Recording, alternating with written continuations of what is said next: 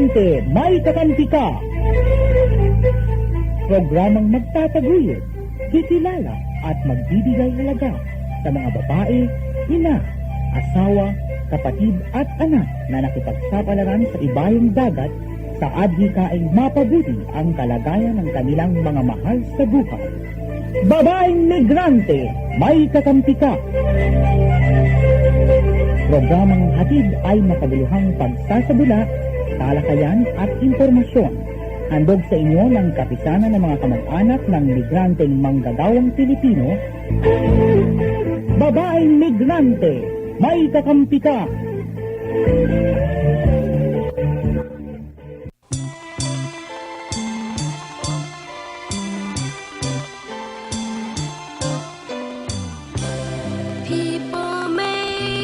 Isang magandang umaga sa ating lahat. Nako, talaga diyan maiiwasan talagang parating ang Kapaskuhan, di ba?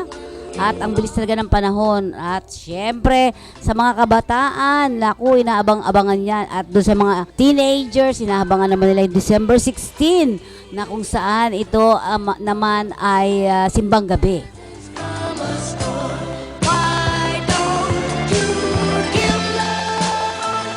Bilang pagpapatuloy ng ating programa, lagi natin tatandaan mga kaibigan at kakampi ko na mahalin na natin ang ating sarili at ang pagmamahal na yan para sa ating sarili ay ibigay pa rin natin sa iba. Sabihin, magmahalan tayo, lalong-lalo na hindi lamang sa Pasko po o araw ng Kapaskuhan. Ito po ay pang-araw-araw ng kahit sino ang mga sa paligid mo, dapat ay mahal mo silang lahat.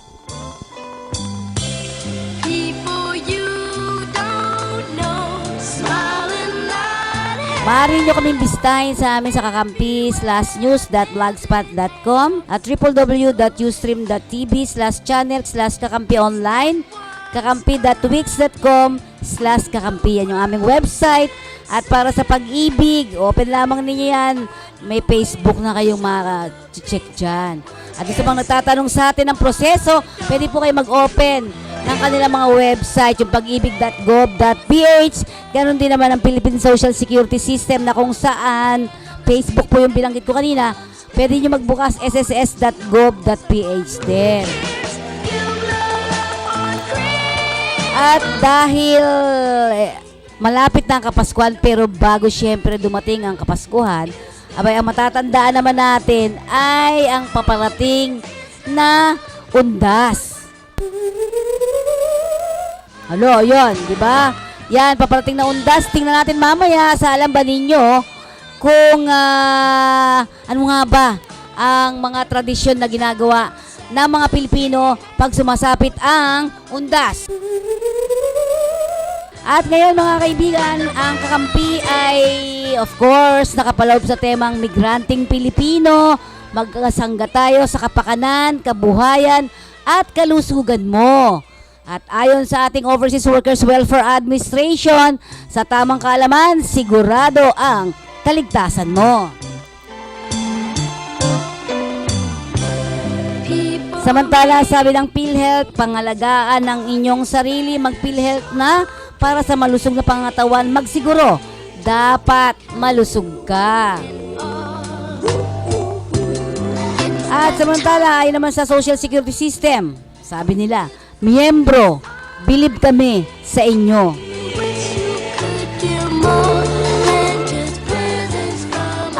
Kami ay inyong matatawagan ngayon dito sa ating studio, 687-9144, 637-0218. At para naman kung wala na kami dito sa kakampi, matatawagan nyo kami sa 5538656.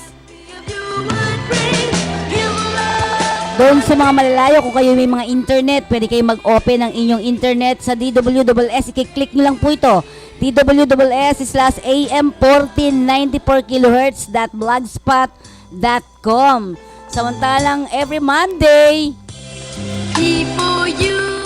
mapapakinggan naman ninyo sa www.ustream.tv ang Babaeng Migrante, May Kakampi Ka. At para makasigurado pa rin kayo, pwede kayong mag-google, ha?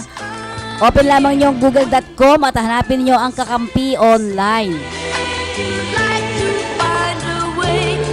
At para sa ilang mga numero natin, para sa POEA hotline, yan.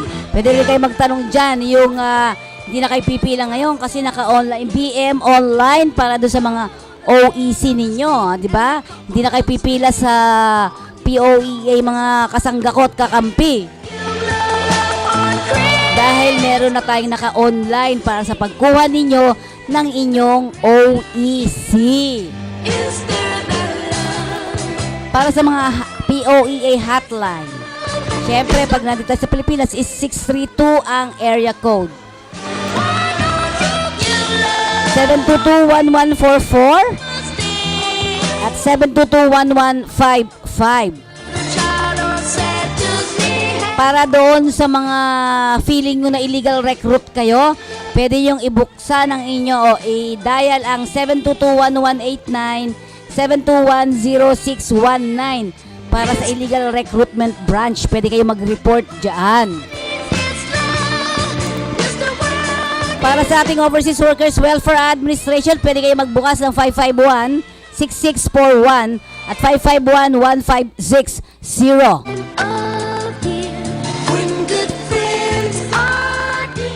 At ang ating Department of Labor and Employment, pwede nyo i-dial ang 527-8000. Para sa ating PhilHealth, 441-7442. At para sa ating Pag-ibig, 724-4244. Ang ating Social Security System, it's 920-6446 hanggang 55.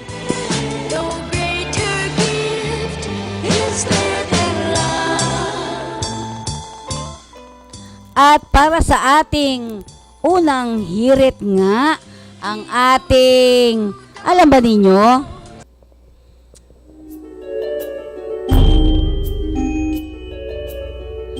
Ang undas na kilala sa tawag na Todos los Santos o Araw ng mga Patay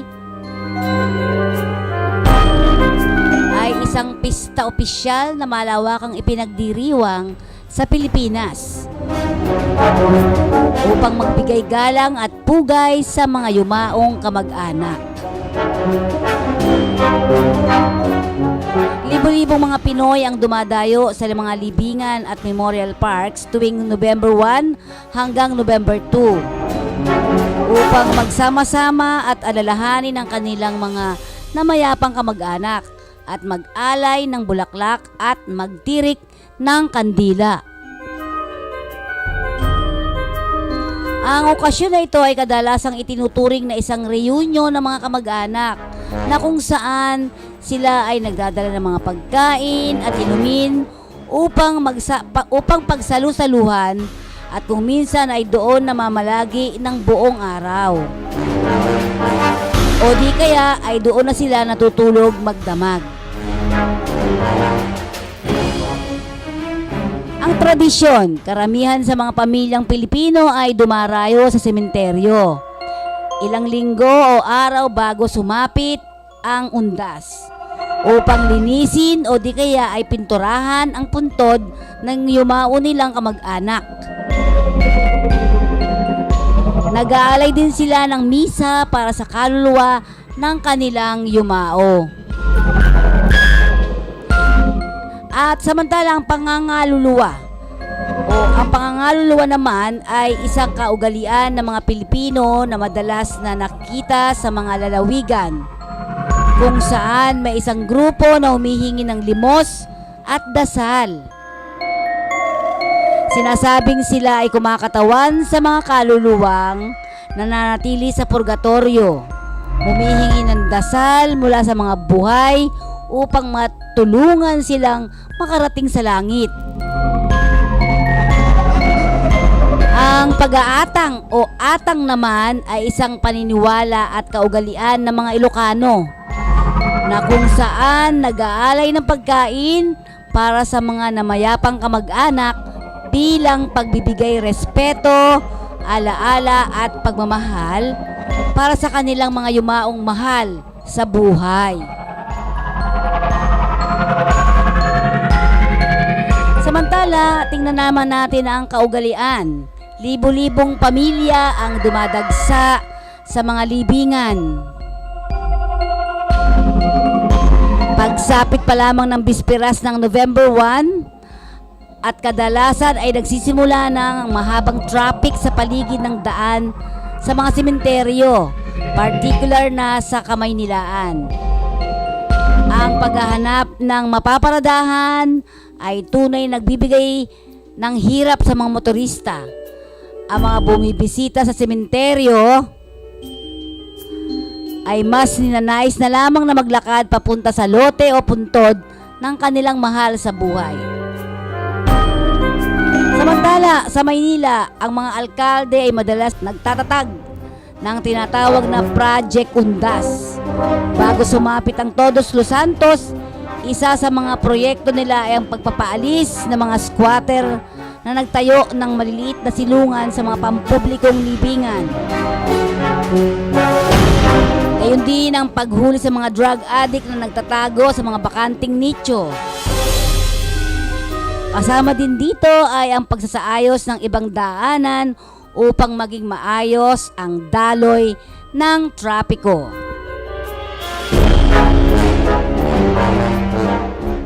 Samantala, 2 o 3 araw bago ang araw ng mga patay, ang mga tindahan o pwesto ng mga bulaklak at kandila ay nagtaas ng presyo hanggang 500%.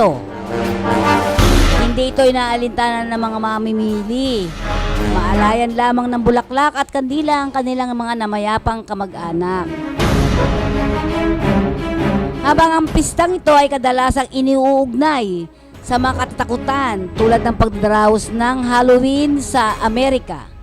Ang mga programa sa telebisyon, gayon din ang mga palabas sa sinihan, at kadalasang nakasentro sa mga multo, kababalaghan, at nakapanghihilakbot na pangyayari.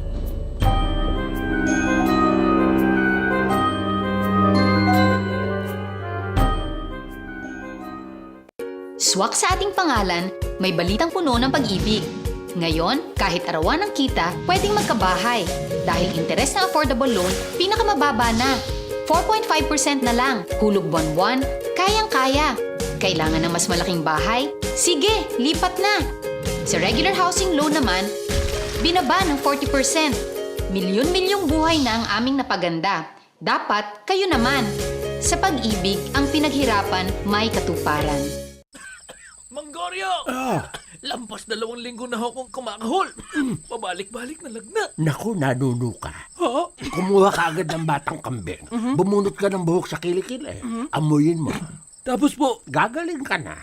Lampas 2 linggong ubo at pabalik-balik na lagnat? Iba ka TB na yan. Pa-check up ka na sa health center. A message from PhilHealth, DOH, and USAID. Alamin at gamitin ang inyong PhilHealth benefits. Tumawag sa 441-7442. PhilHealth, your partner in health. OFW Headlines. Direkta, sariwa, napapanahon. OFW Headlines. At para sa ating OFW balita ay nakibalita tayo sa ating mga kababayang OFWs na nasa tent city na ngayon ay nung nawala yung tent city, inilagay itong ating mga kababayan sa mga shelters. Pero ngayon po, itong shelter na to ay pinawi na dahil di umano to ha, walang pondo ang mga government offices. Pakinggan natin ang sentimento naman ni Edward Ira, isang OFWs sa Saudi Arabia, particular po sa Jeddah. Kwento ka na daw. Ayun po, so... Ano nangyari sa Riyadh? Ay, Jeddah. Jeddah. Ano nangyari sa Jeddah? Bali, ang kaso po kasi dyan, di ba, pag ANS consulate, pag Polo OWA, ang sumasagot ng budget OWA. So, pag ANS, consulate DFA technically. So, merong bahay na ginawa, merong nirentahang bahay ang DFA o consulate sa Jeddah, sa Bawali District, na titirahan ng mga nag-tent before, yung mga TNT. However, tong OWA at Polo, nakiusap sa consulate. Kasi marami silang Polo cases, yung mga may contract pa. nakisuyo sila na baka pwedeng makitira tong mga to doon sa shelter. Pinatira ng consulate, so naghahati sila sa expenses. Until last September 30, natapos yung kontrata sa shelter. Ngayon, wala nang pambayad ng DFA kasi sila nagbabayad sa bahay eh. Ang sinishare lang ng Polo OWA, pagkain, tubig, kuryente. Tapos. Ilan yun? Ilan? Ngayon, actually, ang nangyari po ngayon, ganito. Dahil na mawawala na ng bahay, mahigit 50 sila dun eh. Yung iba gumawa ng paraan. Naghanap ng Pilipino na makakapagbigay sa kanila ng part-time na patago. Ngayon, binigyan sila ng part-time, kinupkup sila. So, natira po doon 30. Plus 4 childrens. May mga bata po kasi eh. So, ngayon, pinaalis sila doon, pinaalis na sila ngayon doon nang wala man silang lilipatan. So, ang pinaghihimutan ko, bakit kailangan hindi sila nag-isip ng tatransfera ng mga taon to? Ang sagot po, wala daw pong budget na ang DFA. Kasi natapos na yung season ng yung during ng 10th city doon. Wala ng 10th city. At saka sa nakikita kong senaryo, hindi na talaga to sasagutin ng DFA eh. Kasi lahat po nang nandun ngayon ay Polo OWA cases. Okay. Which is under Polo or under OWA sila. OWA should provide a shelter for these people. Ngayon, merong shelter doon sa consulate. Ang tawag nila Bahay Kalinga, which is managed by Polo OWA. Karamihan po dito babae. Ngayon, tong mga lalaki, saan nila ilalagay? Wala silang mapaglagyan. Anong sagot nila? Bahala muna, kanya-kanya. Hanap kayo ng titirahan. The second question, alam nyo na distress OFW to, nagsasampa ng kaso sa amo. Ilang buwan na nakikipaglaban sa Saudi labor. Walang pera. Saan sila titira? Saan sila kukuha ng pangkakain? In all fairness, napakabait pa ng Consulate Jeddah at DFA. Kasi alam nyo po, ang OWA sa Jeddah, hindi sila nagbibigay ng pangkain minsan.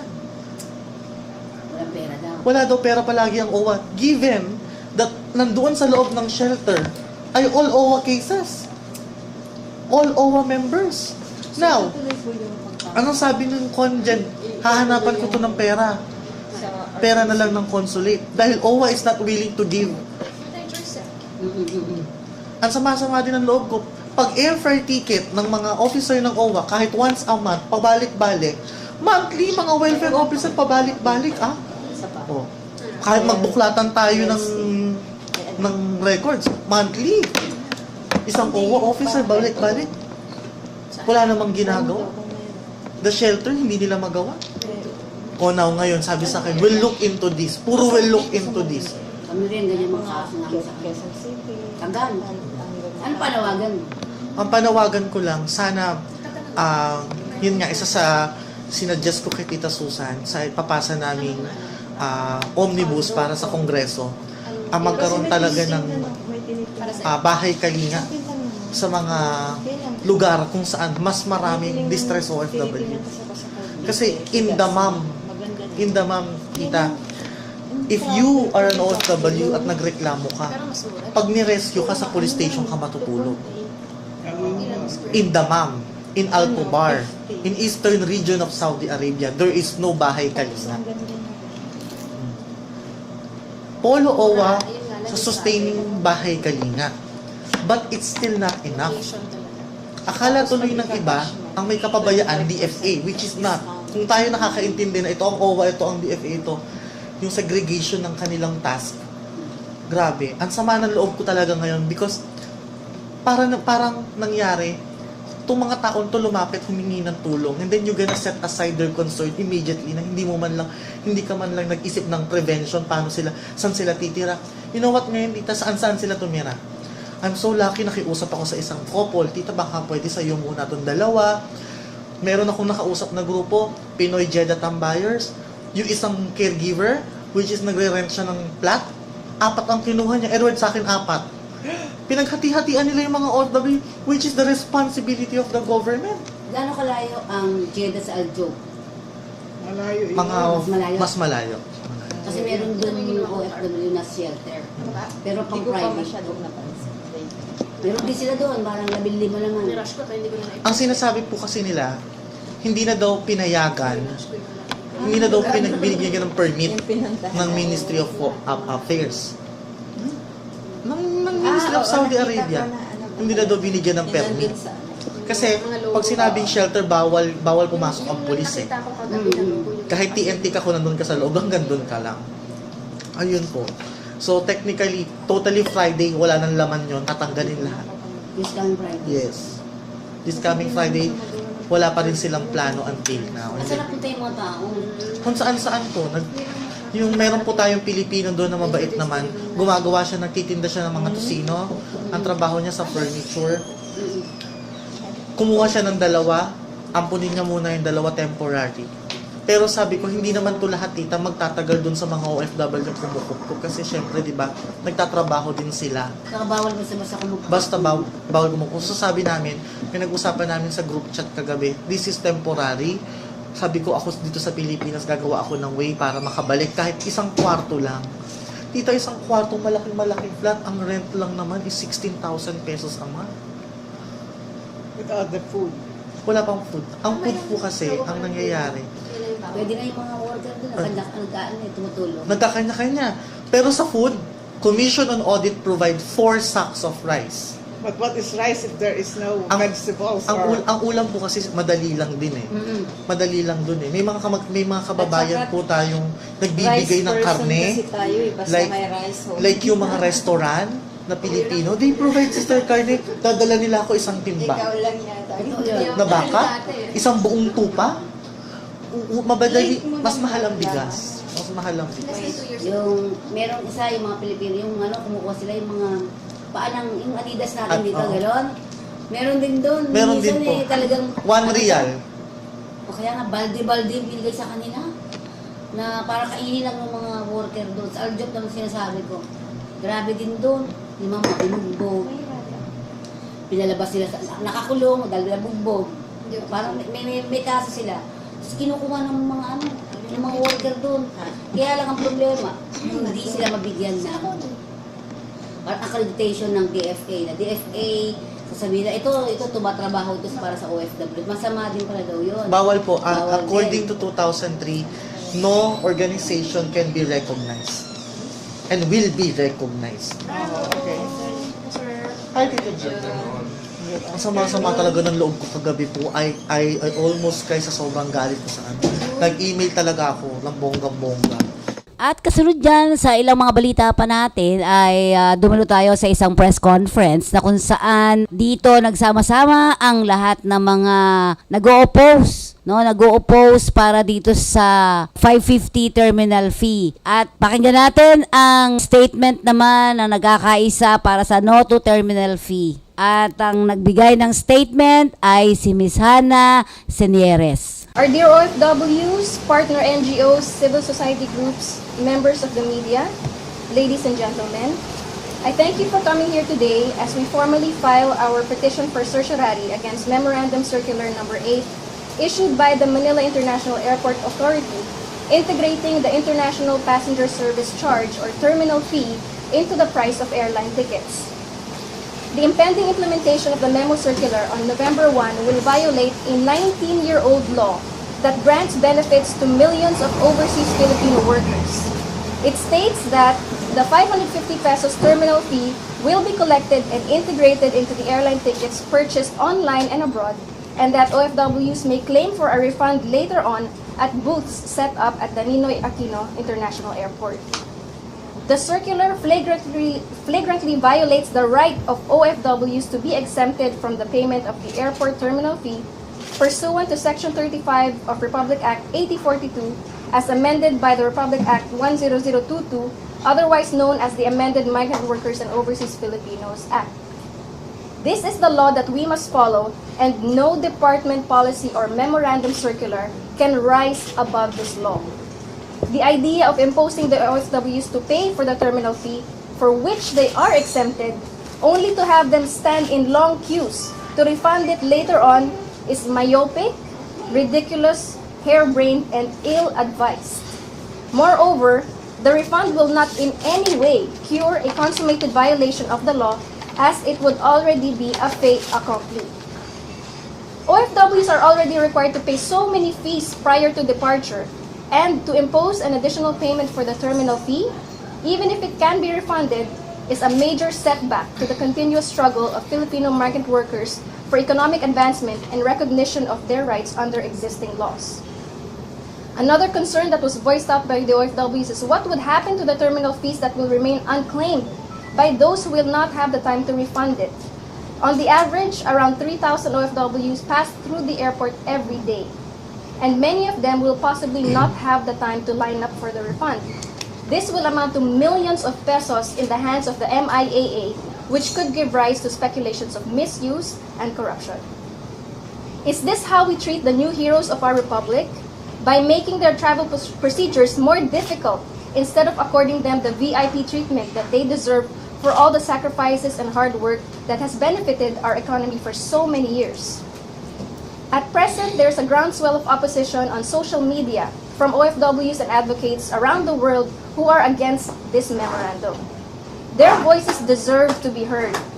We have written a letter to His Excellency, President Benigno Noynoy Aquino, urging him to totally abrogate the memorandum circular in question, as it contravenes the very spirit of the law, which grants our modern-day heroes the recognition and benefits that they so rightfully deserve. Despite exhausting these efforts, it seems that the MIAA is bent on implementing Memorandum Circular Number 8 on November 1, 2014. To prevent injustice and damage to the vested rights of our OFWs, we will now elevate this matter to the courts of law as we file this petition for certiorari with a request for a temporary restraining order and preliminary injunction and/or status quo ante order. I wish to thank our OFWs and advocates for their support, most especially our partner NGOs, namely Susan Ople of the Blas F. Ople Policy Center and Training Institute, Carmelita Nuki and Pete Rajon of the Philippine Migrant Rights Watch, Gemma Comiso, Kenji Solis, and the members of the Pinoy Expats OFW Blog Awards, Lito Soriano of LBS Recruitment, June Aguilar, Elso Cabangon, Rodolfo Rashid Fabricante of the Filipino Migrant Workers Group, Engineers Nelson Ramirez and Bienvenido Lorque of the United Filipino Seafarers, Alfredo Palmeri of the Federated Associations of Manpower Exporters, Sister Teresa Ibasco of the Daughters of Charity Migrant Desk, Congressman Mohamed Omar Fajardo of the Ang Bagong Bayani OFW Labor Party, Maria Fed Nicodemos of Kakampi, Luther Calderon of Campi, Edward Era of Filipino Lifeline, Ellen Sana of the Center for Migrants Advocacy, Philippines, Patrick Itao and Elizabeth Platero of the Office of Senator Cynthia Villar, as well as OFW Milagros Suare, staff nurse at Faisal Hospital in Riyadh, Saudi Arabia, OFW Rilda G. Ongkal, X-ray technician in Saudi Arabia, and OFW Susan Cuenca, household service worker in Hong Kong. We'd also like to thank Attorney Rodolfo Tuason for taking up the cudgels as counsel for all our petitioners. Thank you very much. May God bless us all. Mabuhay po ang ating mga OFW. OFW Headlines. Direkta, sariwa, napapanahon. OFW Headlines. Para sa ating chikahang buhay, mga kaibigan, ay nakausap natin naman itong ating mga paalis na mga OFWs papuntang Hong Kong. Ano ba masasabi nila sa kanilang tinrabaho sa ibang bansa dahil ang ilan dito ay balik manggagawa na. At nakakatuwa naman na sila mismo ay may mga iba't ibang experience. Diba? Yan. So, nandito sa ating tabi ngayon ang galing mula sa Lebanon, ang isa, at ang isa naman ay galing sa Saudi Arabia. Tatanungin ko ang pangalan mo there? Leia, lapit mo yung mic mo. Yan. Leia, ano yung mga masasayang experience mo sa Lebanon for 9 years? Yung una-una po, naging masaya ako kasi nagkaroon ako ng open-minded na employer na first, for 1 week pa lang ako, mayroon na akong day off, hanggang sa nag-continuous na yun hanggang sa loob ng 9 na taon. Tapos, nag-meet ako sa mga Pilipinos doon na may mga organization. Nag-join ka sa kanila sa mga organizations? Yes, ma'am. Pwede, oo. Tapos, mayroon kaming mga tour kahit saan, nililibot namin yung buong Lebanon. Kasama yung mga Pilipina, na kung may mga Lebanese din akong mga kasama. Kaibigan. Mga kaibigan po. At first time ko makakita ng snow sa Lebanon. Naging masaya naman ako doon. At kasama ko yung mga kaibigan ko na naging pamilya ko na for 9 years. Kaya parang ayaw kong umuwi nun kasi yung pamilya kong employer ko, hindi lang employer ko po, kundi parang pamilya ko na po sila. Yung parang siya na yung nanay at tatay ko na palaging nag-guide sa akin. Doon ako nag-matured sa Lebanon. Lahat-lahat doon ko naranasan. Kaya nagpapasalamat ako kay Lord na sa 9 years ko sa Lebanon, okay ako doon. Walang nangyaring masama. Mayroong mga bagay na nangyayari pero nandyan yung employer ko para tumulong at magpasaya sa akin. Bakit mo iniwan employer mo? Kasi ma'am, medyo dumadami na po yung trabaho, umi-extend ng umi-extend. Hindi naman pwedeng salamat na lang, syukran. Siyempre, kailangan din natin ng medyo malaki-laki. Kaya kahit masakit sa akin, kasi pamilya ko na sila, umiiyak sila, pareho kaming nag-iiyakan. Pero iniisip ko yung sweldo pa rin. Yung sweldo pa rin. Kasi lugi na po ako, mami. 9 years akong nag-serve sa kanila bilang pamilya, buong puso. Naging loyal ako at naging minahal ko sila. Pamilya ng madam ko, naging lola ko na, lahat-lahat ina-advise sa akin. Pero, syempre, yung panguna, kailangan natin yung financial na lumaki naman yung kita natin kahit paano. Sige. Pero ano yung hindi mo makakalimutan na experience? Yung parang, yung bad things naman, di ba? Masaya ka, happy ka. Ano naman yung naging problema mo dyan sa Lebanon? Naging problema ko po, yung namatay yung kapatid ko. Yun ang mas masakit na gusto kong umuwi. Hindi ka nakauwi. Ayaw akong payagan ng employer ko. Baka daw ma-stress ako at wag na po akong bumalik sa kanila. Kaya namatay yung kapatid ko, nilibing, hindi ko po siya nakita. Yun po yung masakit talaga sa akin. At saka nakaranas ako ng gera sa Lebanon. 2006. Hanggang ngayon, ban pa rin po yung Lebanon. Kaya mahirap pong pumasok sa Lebanon. 2006 yung nagkagera. Opo. Sino kalaban ngayon noon? Yung kalaban noon, yung mga Hezbollah, kalaban ng Israel. Anong naramdaman mo? Wala, enjoy po. Bakit? Enjoy kasi doon ko naranasan mag-ipon ng pagkain sa loob ng bathtub. Tapos, hindi naman ako nag-aalala kasi yung employer ko na lalaki, support naman sila sa amin, hindi naman kami pinababayaan. Bakit ka nagtatabi ng pagkain sa bathtub? Kasi yung tinitira po ng mga fighter plane ng Israel, yung mga factory po ng mga sabon, pagkain, gasolina, yung katabing bahay namin, katabi ng station ng gasolina, tinira nila ng bomba, kaya yung dagat ng Lebanon noon, puno ng gasolina. Kaya nag-iiba kayo ng pagkain. Pero nung time na yun, may bad memories ako dahil ang madam at sir ko, gustong i-travel sila ng France.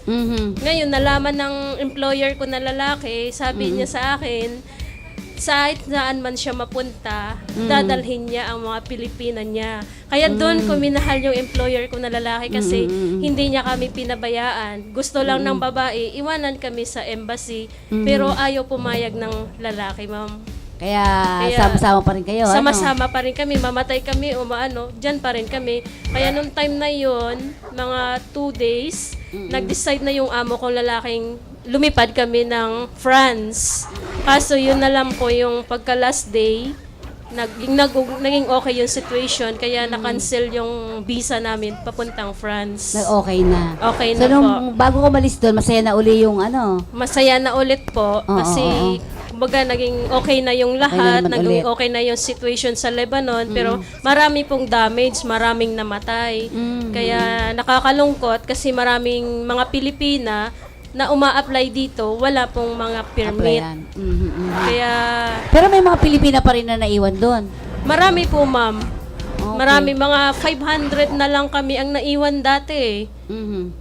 Pero iba andun na, hindi na bumalik dito. Hindi na po. Naiwan sila doon. Pero ikaw, bibigyan ka ng pagkakataon, gusto mo pa uling bumalik Kung bibigyan ako ng pagkakataon, babalik ako ng Beirut. Sa Beirut nga yung masaya doon no? Kasi yun ang mahal na mahal ko po yung Beirut, Lebanon O ba, parang naiiyak ka pa nga bigla nga.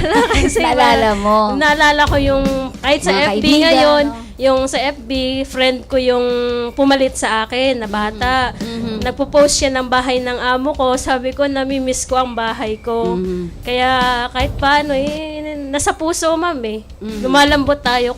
Siyempre, okay naman Tagal yung... nun. Baka mamaya hanapin ka dito noon. Ano, katulad nung, di ba natatandaan mo yun, ano? Malay mo. Hanapin ako. Sana. Hanapin ka. O nga. Thank you, Sige. ma'am. Ipinost mo ba na yung, may Facebook ka ba? Opo, mayroon po. Ano Facebook mo? Lexi sa sana po. Parang may nakikita ka. Lexi sa sana. Opo. Si ano naman, ito namang isa, anong pangalan nito? Emily. Emily, ikaw naman ay galing ng Saudi po. Saudi Arabia. Saan sa Saudi? Sa Riyadh. Yeah! Medyo. Pero masayahin si Emily. Emily, no? Opo. Oo. Emily, ikaw, ano ang pinakamasaya mong nangyari nung ikaw ay nakapag-abroad? Unang-una po, kasi natutuwa naman ako sa alaga kong kambal kasi mabait siya sa akin, saka napamahal din siya sa akin. Tapos yung employer ko, mabait naman, kaya masaya ako. Kaya yun, tapos nung time na... Ilan taong ka? Mag-apat na po. Doon? Opo. Doon, sige. Tapos nung time na nag-aaral na yung alaga kong kambal, pinaaral din ako ng amo ko kasi sa school na yun, puro Muslim lang yun.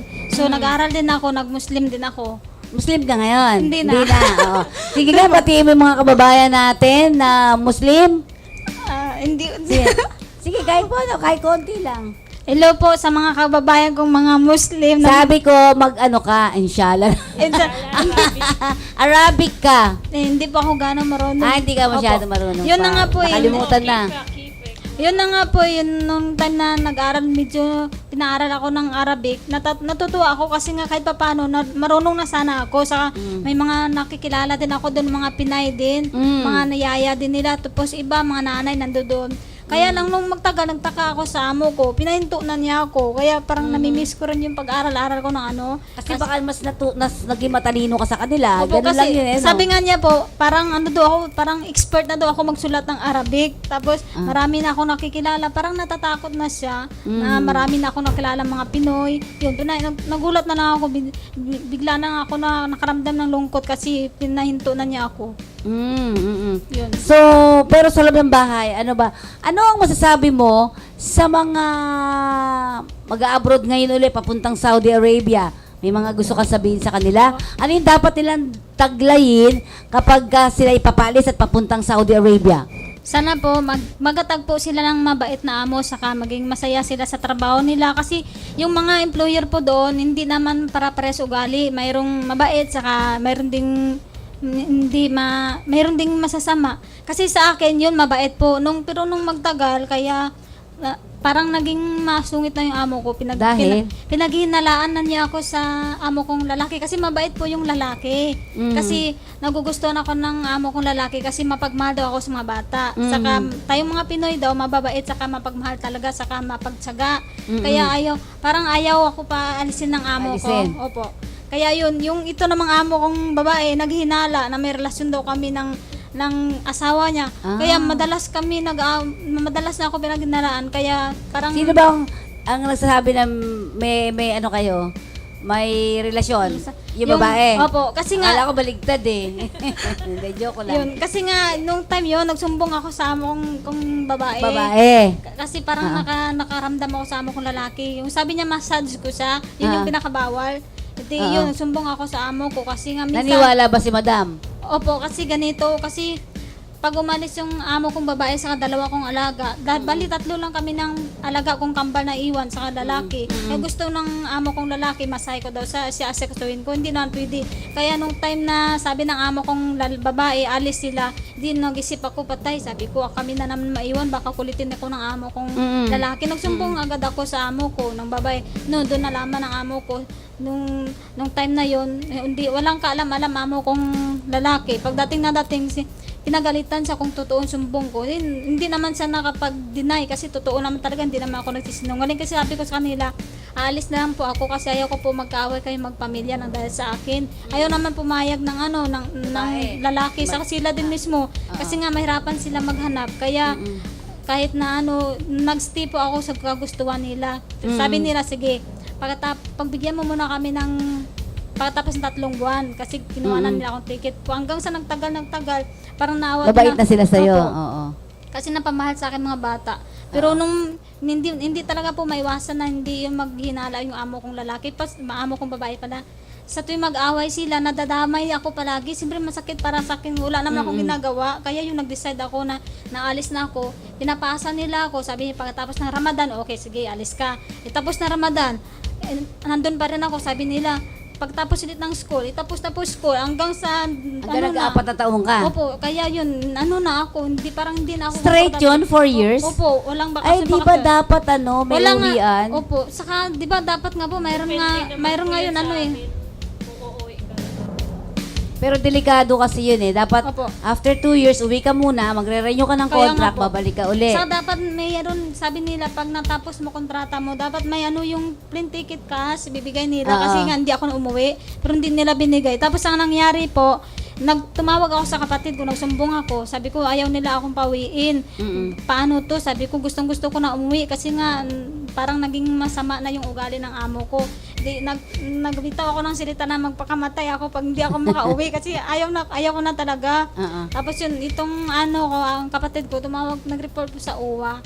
Tapos itong OWA office sa may Saudi, tinawagan yung amo ko. Di nagulat amo ko bakit alam yung problema. Kaya yun, salamat po ako kasi dahil dun sa OWA, nakauwi din ako. Yun. At talaga naman dire-diretso. Tapos alam niyo po ba ma'am, nang umuwi ako sa amin sa probinsya, pinareport ako doon sa OWA. Parang patunayan na nakauwi na talaga ako. Nagulat ako sa mall. May lumapit sa akin babae, uy, ikaw di ba si nakita kita sa TV? Sa OWA, nagulat po ako. Kaya ayun, salamat po ako sa OWA kasi tinulungan din nila ako. Alam mo, pwede kayong makapag-loan sa OWA kasi nga pala balik manggagawa kayo. Kaya lang, ang isang problema nga pala, nag-stop yun 1 taon no? Hindi na kayo nakapagbayad ulit. Gano'n po ba katagal yun man? Dapat is every contract. Ganun. Every contract dapat ay miyembro kayo. Yun. Pero ngayon, miyembro kayo ulit. Try nyo sa mga probinsya ninyo, sa mga regions nyo, kung pwede. Paalam lang kayo. Matagal na po? Pwede yun? Kasi ngayon, naka-ano na uli kayo Naka-sign na uli kayo Pwede na yun. Ganun. Sige, maraming salamat po, ma'am. Oo.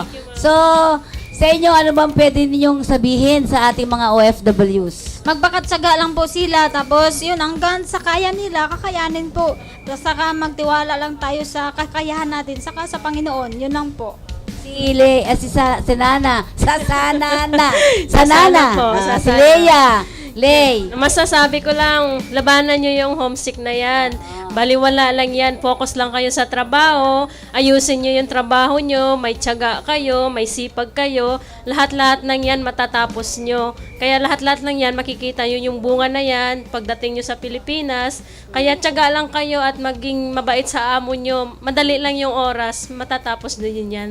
Yan. Thank you very much sa inyong dalawa, ha? Thank you. And alam niyo mga kaibigan at kakampi ko, ang dalawang ito ay patungo naman o pupunta naman sa Hong Kong, di ba? Hong Kong naman yan. So iba-iba sa susunod, iba ang iba ang pupuntahan ninyo, ano? Yes, ma'am. And congratulations sa inyo and good luck and God bless sa inyo. Thank you, ma'am. Okay, at ngayon naman ay kausapin natin si Teresa. Yan. Si Teresa ay nakailang taon sa Hong Kong, 3 Teresa. years and Lapit mo yung mic 3 mo. years and 3 months, ma'am. Yan, 3 years and 3 months. At alam niyo mga kasama ko, kakampi ko, si ay miyembro ng kakampi. Yes, Yan, ma'am. si Teresa. At ngayon bumalik ulit siya. Pero syempre, ang pagiging miyembro kasi forever yan, di ba? So Teresa, sa'yo, anong hindi mo makakalimutan nung ikaw ay nasa Hong Kong? Yes. Nakailan taon ka sa Hong Kong? 3 years and 3 months. 3 years and 3 months. Yes, So, ma'am. ano hindi mo makakalimutan? Ang hindi ko makakalimutan po, ma'am, yung Lapit mo yung mic. first experience ko, ma'am, mag-abroad. I'm very blessed sa employer ko dahil maganda yung naging employer ko. Kaming dalawa lang nung matanda sa bahay. Kaya hindi ko talaga kasama yung employer ko. So, dire-diretso yes, naman. ma'am. no? Yes, ma'am. Dire-diretso naman. Yun, naging close naman kami ng matanda. Naging parang lola ko siya. Oo. Ayun, ma'am. Oo. Pero natapos nga yung contract mo sa kanila dahil nung namatay na Yes, yung, ma'am. Natapos yung contract ko dahil 3 namatay. years, dire-diretso yun? Yes, ma'am. Oo. So, nakaipon ka ba? Yes, ma'am. Nakaipon naman. Nakaipon ka. Yes, So, ngayon, ma'am. itong susunod na paglakad mo papuntang Hong Kong, ano naman ang iniisip mo ngayon na makukuha mo? Pinaplano Ano ko, mama. gagawin mo? Plano? Ang goal ko, mama, makaipon ng pampatayo ng bahay. Ng bahay. Yes, Pero ma'am. siyempre meron na yun, ano? Yes, ma'am. Aayusin na lang yung Yes, bahay. ma'am. Oo. So may mga gusto ka bang sabihin sa ating mga kababayan na papaalis, papuntang abroad din, na katulad mo? Ano masasabi mo sa kanila? Masasabi ko lang, mama, yung mga mag-abroad, kailangan tibayan nila yung homesick. Number homesick one. talaga. Number one, ma'am. Yung i-focus na lang nila sa trabaho yung pag nalulungkot sila, maging hardworking na lang sila para makalimutan yung homesick. At isipin nila na nag-abroad sila para sa pamilya nila. At para sa pera, ano? Yes, ma'am. At para sa pera. Yan, oo nga. At dapat, alam mo, dapat maging positive, eh, no? Yes, Think ma'am. positive. Isipin, ma'am, dollars. Dollars, oo. Eto namang isa, walang ka-experience pa to sa pag-alis, di ba? Siya. Ano pangalan mo? Rizalin po. Rizalin. Yes, ma'am. Riza na lang para ano. Riza, ikaw, bakit ka naman aalis? Aalis po ako, pupunta ng Hong Kong kasi para sa mga anak ko, sa pag-aaral nila, at saka makapag-ipon din para pagbalik, kung sakaling may magnegosyo na naman. So, negosyo talaga yung gusto mo Opo. abot. Hindi ka ba natatakot sa pag-abroad mo ngayon? Hindi naman po. Sa first, hindi ka kinakabahan. Ay, ano ba dadatang ko? Hindi Medyo, pero tatagan ko lang talaga yung loob ko na kayang-kaya ko to. Ano ba ang mga nakuha mo sa pidos mo? Marami po. Yung Ano natutunan? Sige nga. maraming natutunan, ma'am. Yung pag...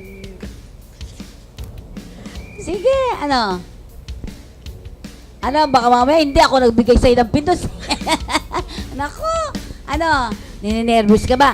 Dapat alam mo, tatagan niyo yung loob niyo. Pag, alam niyo, parang ganito na yun. Minsan, parang employer mo na yung kausap mo di ba? Nakalimutan niya yung sasabihin niya. Natatakot ka ba? Hindi naman po. Hindi. So, Kabahan lang po. kinakabahan ka lang. Ganun din yun. Nina-nervous ka. Yan, sige. May gusto ko sabihin sa dalawang mong anak. Dalawa, tatlo? Tatlo po. Sige nga. Ano masabi mo sa kanila? Bakit ka aalis? Sige nga. Mga anak, aalis ako, magtatrabaho ako mag-abroad ako para sa inyo, para makapagtapos kayo ng pag-aaral at para naman makaipon ako ng maraming dollar o pera para makapagpatayo naman tayo ng bahay kasi hanggang ngayon wala pa tayong bahay. Yan. So, iyak na siya. Anyway, yan po yung dalawa na naman nating OFW na bound for Hong Kong. At sa inyong dalawa, good luck and God bless, ha? At sana maging maganda yung magiging trabaho ninyo sa pangingibang bansa. Ito'y patungong Hong Kong. God bless you all. Thank you, ma'am. Salamat.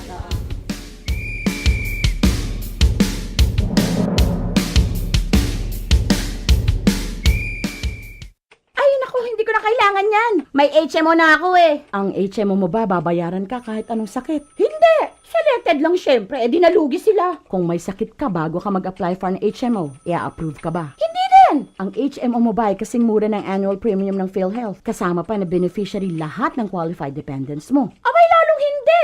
O, ayun naman pala eh. Magpamiyembro ka na. Dahil sa PhilHealth, kung may magkasakit, hindi ka kakaba-kaba dahil sigurado ka. Para sa karagdagang detalye, bumisita sa alinmang tanggapan ng PhilHealth. Tumawag sa 441-7442. Swak sa ating pangalan, may balitang puno ng pag-ibig. Ngayon, kahit arawan ng kita, pwedeng magkabahay. Dahil interes na affordable loan, pinakamababa na. 4.5% na lang. Hulog buwan-buwan, kayang-kaya. Kailangan ng mas malaking bahay? Sige, lipat na! Sa regular housing loan naman, binaba ng 40%. Milyon-milyong buhay na ang aming napaganda. Dapat kayo naman. Sa pag-ibig, ang pinaghirapan may katuparan. At kasunod dyan, nagkaroon naman ng chikahan din, kwento-kwentuhan pa rin ito ng mga iba't ibang NGOs. Pakinggan natin naman, ano nga ba ang proseso ng gobyerno para sa pagresolba ng iba't ibang kaso? Sa Department of Foreign Affairs, it's the OCTA that should be the kumbaga panuntunan. Is that the same with OFW Mantel, no? No, ito yung one country team approach. Even with the migrant workers law, it's there. Kasama yun. Wherein, under the one country team approach, it's the ambassador who should head. From the ambassador, dahil siya yung head of mission, andyan ngayon yung pillars, which is OWA, doon sa welfare, POEA, and then the ATN, yung Assistance to National Unit, yung ANU, doon sa mga undocumented. Supposed to be, yun yung panuntunan under OCTA. But even during the hearings, yan din yung sinasabi nga ni Congressman Señeres na this is not even being followed. So nakakaroon ng turuan when in fact wala dapat turuan because under the one country team approach, hindi po pwedeng magturuan. That's what I cited before. Yun yung sinasabi mo. May case before, inatake sa puso.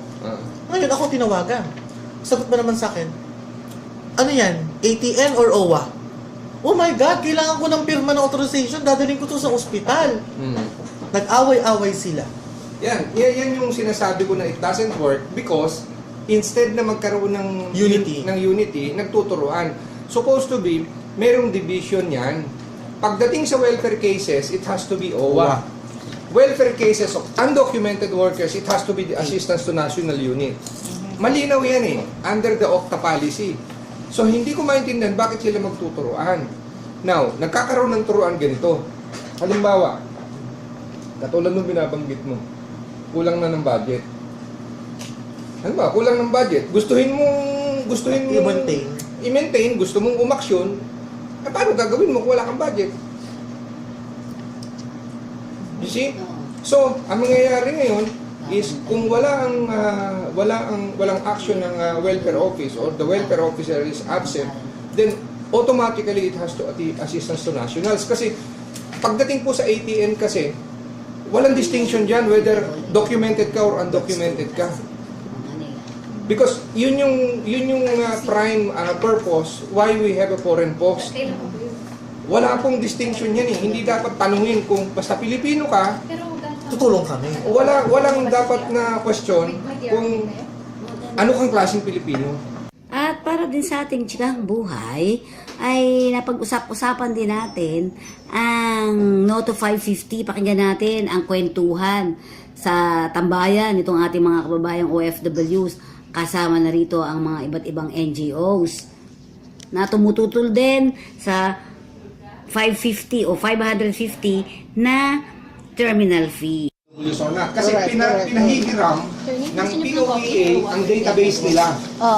At ang sagot ng airline, it will be costly for them to make that study and integrate it into their system globally.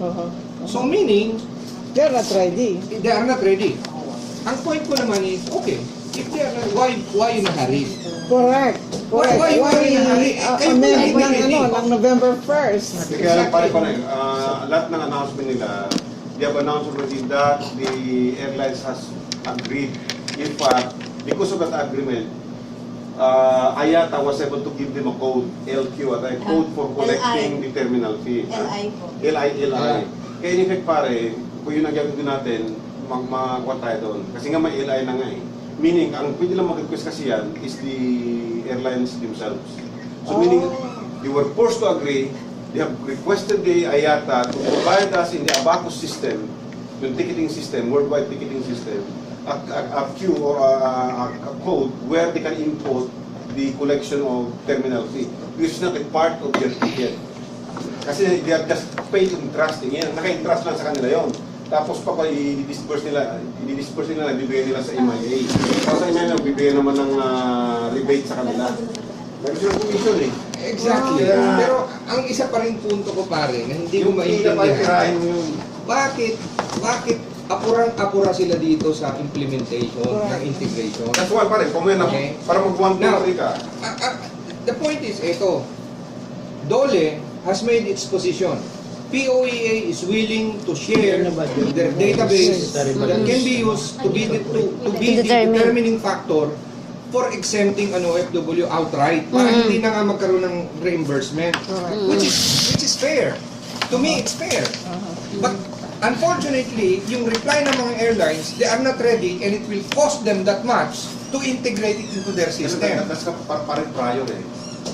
Nung pumunta kami sa MIA pare, doon kami, ang sinabi nila, agree na yung airline. Alam doon yung katabi ko yung mga travel Pero pare, ang punto ko ganito, listen to this argument, ha? Kayo naman hindi. Listen to this argument. Look, hindi kayo naging ready. Even the Philippine government is not ready. MIA is not ready. You know why? Because of their lapses. Okay. It's their lapses. Yang pagiging hindi ready na yan at hindi available ang mga data, it's because of them. The law is very clear. The shared government information system for migration could have been there 19 years ago. Nobody has lifted a finger on it. Read the law, it's there. The shared government information system for migration, including Bureau of Immigration, including MIA, including POA, and all these line agencies. They have to establish a shared government information system for migration. It's in the law. It was adopted also even during the time when it was adopted sa RA 122. In fact, this is my argument when I stood up in Mabini Hall during the validation ng list of priority issues prior to reporting to the United Nations. Because I was telling them, you are saying that everything is compliant, but look at this law. Where is this?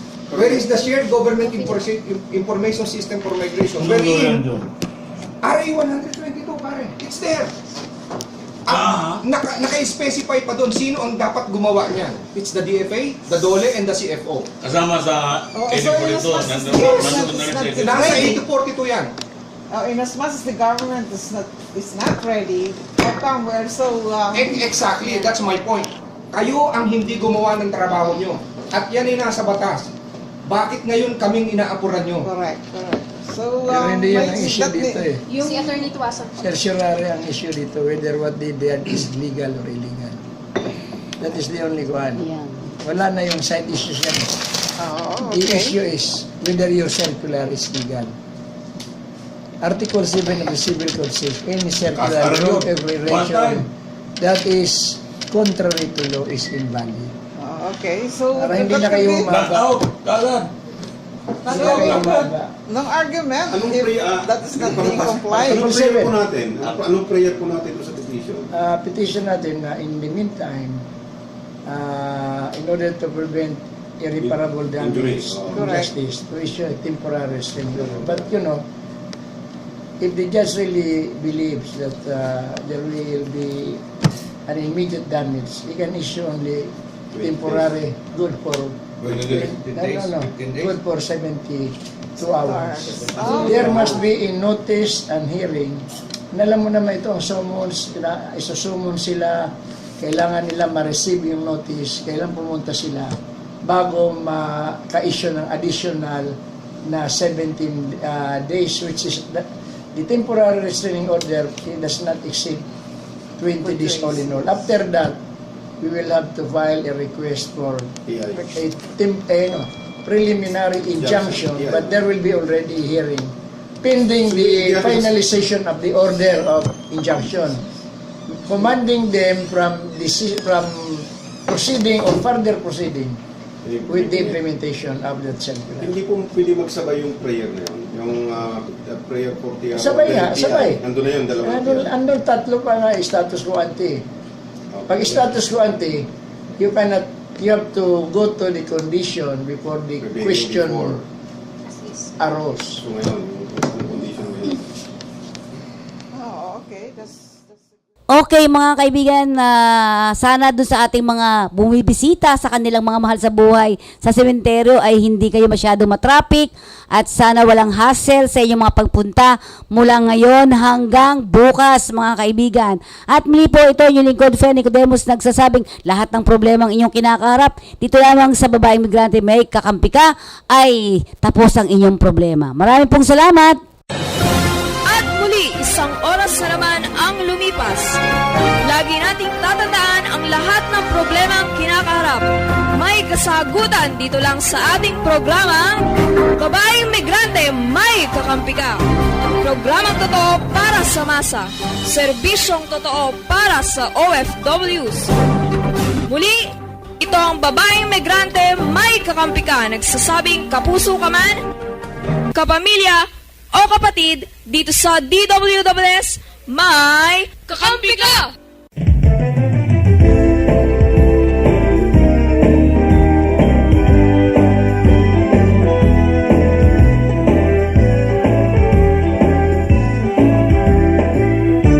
Inyong narinig ang isa na namang serbisyo totoo mula sa babaeng migrante. May kakampi ka. Maraming salamat po. Sa inyo, pagsisig